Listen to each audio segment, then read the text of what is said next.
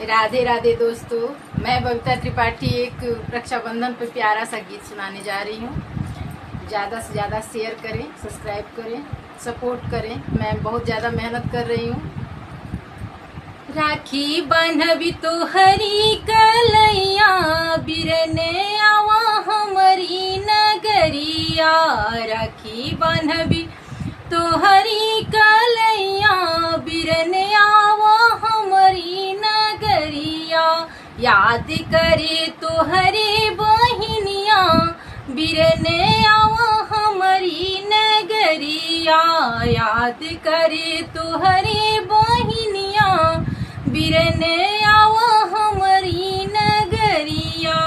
सासू ससुर हमरे नैहर ना भेजे, सासू ससुर हमरे नैहर ना भेजे।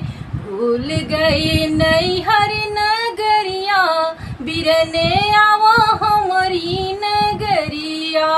भूल गए नैहर नगरिया, बिरने आवा हमारी नगरिया। याद करे तुहरी बहिनिया, बिरने आवा हमारी नगरिया। पेड़ा मिठाई भैया बर्फी बनैबे, पेड़ा मिठाई भैया बर्फी बनैबे। आरती के थाल भैया प्रेम से सजैबे, आरती के थाल भैया प्रेम से सजैबे। तिलक या चंदन लगैबे, बिरने आवा हमारी नगरिया।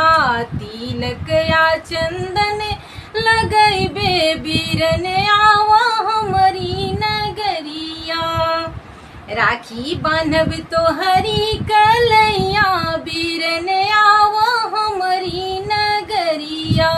याद करे तो हरी बहिनिया, बिरने आवा हमारी नगरिया। राखी जे बनबी भैया हियरा जुड़ई है, राखी जे बनबी भैया हियरा जुड़ई है। बहिनी और भैया के प्यार अमर हुई है, बहिनिया भैया के प्यार अमर हुई है। भरी जई है तो हरी कलैया, बिरने आवा हमारी नगरिया। भरी जई है तो हरी कलैया, बिरने आवा हमारी नगरिया। राखी बांधबी तो हरी कलैया, बिरने आवा हमारी नगरिया। राखी बांधबी तो हरी कलैया, बिरने आवा हमारी नगरिया। याद करी तो हरी बहिनिया, बिरने आवा हमारी नगरिया। ज़्यादा से ज़्यादा शेयर करें। धन्यवाद।